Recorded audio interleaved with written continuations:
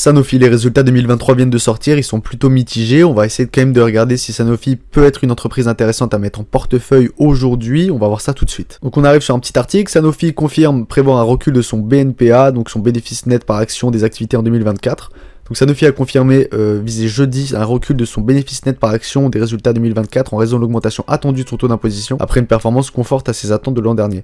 Le groupe pharmaceutique s'attend à un repli dans le bas de la fourchette à un chiffre contenant de ses effets à peu près stable, donc par rapport en 2023 en l'excluant. Donc 2023, le bénéfice par action a augmenté de 5,4% à taux de change constant à 8,11 € par action, en ligne avec l'objectif de Sanofi de viser une progression autour de 5%. À la bourse de Paris, donc ça on s'en fout, alors au 4e trimestre, le groupe pharmaceutique a fait éteindre un repli de 5,2% de son résultat opérationnel des activités à 2,58 milliards d'euros sous la prévision des analystes de 2,77 compilés par le groupe.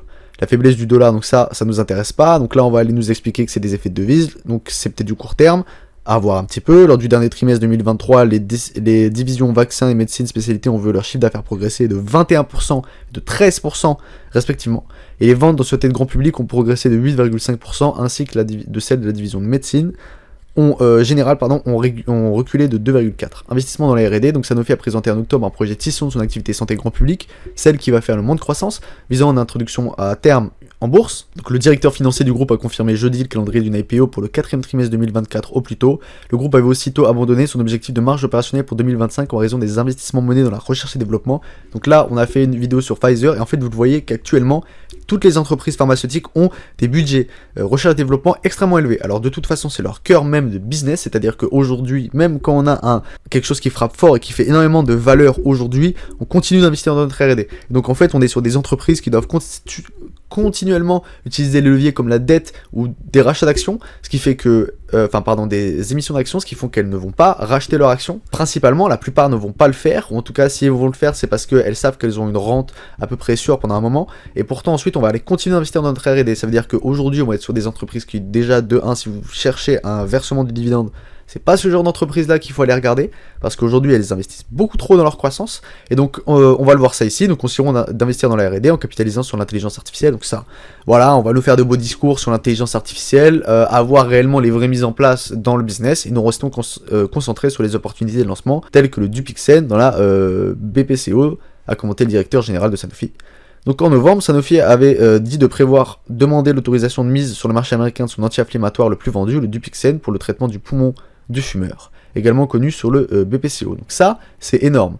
Voilà. Donc le traitement poumon du fumeur, ça peut être quelque chose d'intéressant. Et donc si sur le marché américain il n'y était pas, alors que le Dupixent va extrêmement bien en Europe, ça peut être extrêmement bon. Après qu'un deuxième essai de grande envergure a montré des améliorations significatives chez des patients. Et donc on voit ici, le 1er avril, on aura un nouveau directeur financier, donc un nouveau CFO, François-Xavier Roger, qui était à présent le CFO de chez Nestlé, donc Nestlé France ou je ne sais quoi.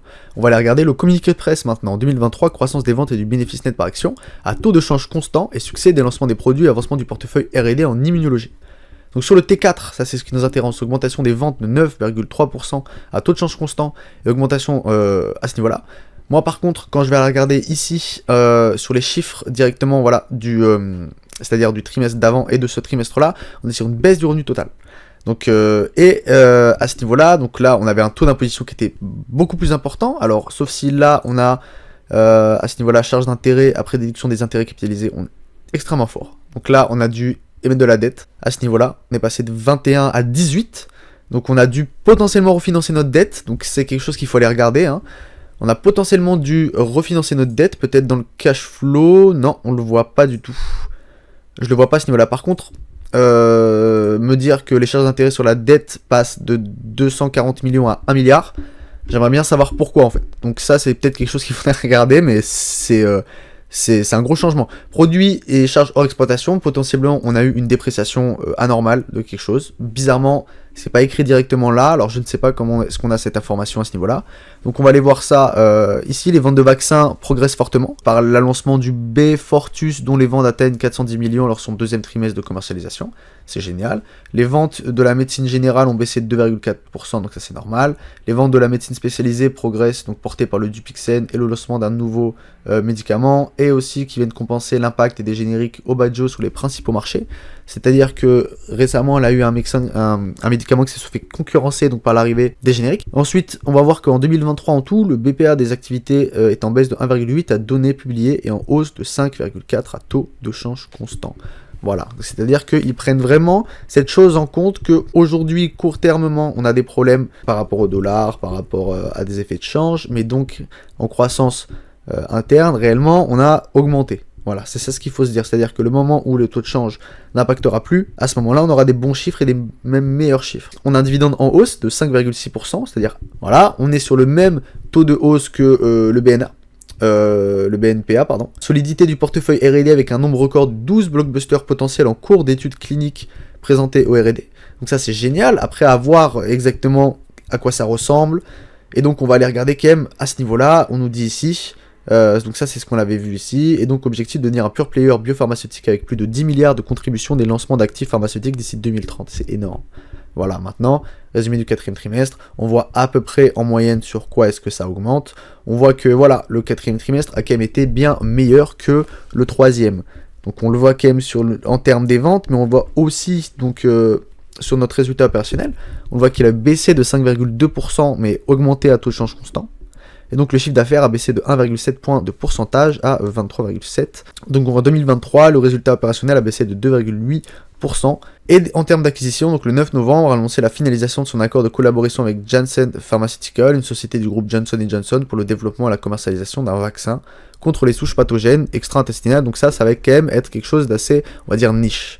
Voilà. Donc en termes de chiffre d'affaires en zone géographique, on voit que les États-Unis ça a augmenté, potentiellement ça va encore plus augmenter avec les nouvelles données qu'on va avoir. Par exemple, la forte croissance du Dupixent ainsi que les lancements ont été partiellement compensés par l'impact des génériques. Voilà. Donc en Europe, les ventes du 4e trimestre ont progressé, c'est-à-dire qu'il s'est rien passé. Et donc on va nous expliquer qu'à peu près voilà le Dupixent qui est aujourd'hui encore le blockbuster le plus important à ce niveau-là. On le voit ici, médecine de spécialité, Dupixent qui continue sa belle croissance. Donc ça c'est génial en fait. On le voit à 34% sur l'année, et Aubadjo qui lui avait énormément baissé comparé, donc ça c'est ce que je vous avais dit. On l'a vu sur tous les trimestres en fait. On continue à baisser. Pourquoi ? Parce que justement aujourd'hui, donc depuis un peu plus d'1 an, ce médicament-là se fait concurrencer par les génériques et donc baisse. Évidemment, nous aussi on va baisser en plus notre prix, et les volumes vont baisser en même temps parce qu'il y a d'autres personnes qui vont pouvoir aller en acheter d'autres. Voilà, donc on est quand même sur une entreprise qui marche assez bien, qui a beaucoup de pipeline, maintenant à voir quand est-ce que ça sort, etc. Donc là on est à peu près sur la présentation, donc là on voit à peu près voilà à partir de quoi, qu'est-ce qu'on vend le plus, Dupixent à part qui a été fait donc en 2017 et qui jusqu'en 2030 devrait continuer low double digit grande de 2023-2030, c'est-à-dire que tous les ans on aura au moins une augmentation de 10%. Low double digit, ça veut dire low, ça veut dire 10%. En moyenne, ils vont nous donner une moyenne, sur 7 ans, on aura une croissance de 10% par an. C'est énorme. Voilà, donc on fait pratiquement du x2, voire même sur les intérêts, on fait un x2. Donc c'est génial, sachant qu'aujourd'hui on a 13 milliards déjà de revenus sur le Dupixent. Voilà, maintenant, à voir à peu près sur le lancement. Le lancement des nouveaux médicaments, le lancement des nouvelles pipelines. Est-ce qu'on va avoir des choses aussi importantes que le Dupixent ? Est-ce que... etc. Donc là après on a des trucs de RSE, voilà, nous c'est ça qui nous intéresse. Phase 3, phase 1, phase 2, etc. Donc là on est en décembre, on a quand même, voilà, ça c'est le numéro, tous les noms, tous les médicaments qu'on a en pipeline aujourd'hui. Voilà, donc là on a eu ici US et EU approuvé. C'est parfait, donc on a une branche du Dupixent qui a été approuvée aux États-Unis, ça c'est ce qu'on attendait. Maintenant, voilà, à vous d'aller écouter le conference call et de comprendre si oui ou non est-ce que ces pipelines ont un intérêt, à peu près le marché de ces pipelines, à peu près si on veut faire, voilà, sur le cancer des fumeurs, ben, c'est un très gros marché, mais si on va aller évidemment guérir des cellules pathogènes d'une maladie pratiquement inconnue infantile, évidemment on va aller moins en vendre, même si on a des marges plus élevées. Nous ce qui nous intéresse quand même aussi, c'est d'aller investir un peu plus worldwide.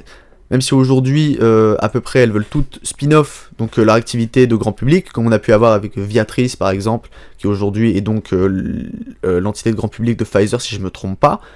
Et aujourd'hui, voilà, donc Sanofi, qui continue sa belle croissance, un taux de 8% en tout cas pour la médecine générale, qui va bientôt partir, c'est-à-dire qu'on va avoir une baisse dans le cours de Total, on va avoir une baisse dans le cours de Sanofi, mais qui va être répercutée par, déjà vous aurez des actions dans l'autre filiale, après libre à vous de les vendre, etc. Voilà, faut quand même faire attention quand est-ce qu'elle va ouvrir en bourse, quand elle va ouvrir, étant donné que vous auriez tous directement des actions, je pense qu'elle va fortement chuter, étant donné qu'on sait le taux de croissance qu'elle va pouvoir avoir, même si ça va être une activité beaucoup plus résiliente, hein, qu'on se le dise. C'est-à-dire que si aujourd'hui Sanofi perd ses blockbusters, et qu'ensuite elle a une série de 12 refus après le Dupixent, bah en fait Sanofi elle est dans la merde, et aujourd'hui elle pourra compter sur sa cellule grand public qui, elle, continuera à faire un taux de croissance un minimum à 5% par an, d'après ce qui est écrit. Si vous appréciez ce genre de vidéo, n'hésitez pas à mettre un like et vous abonner, et moi je vous dis à bientôt.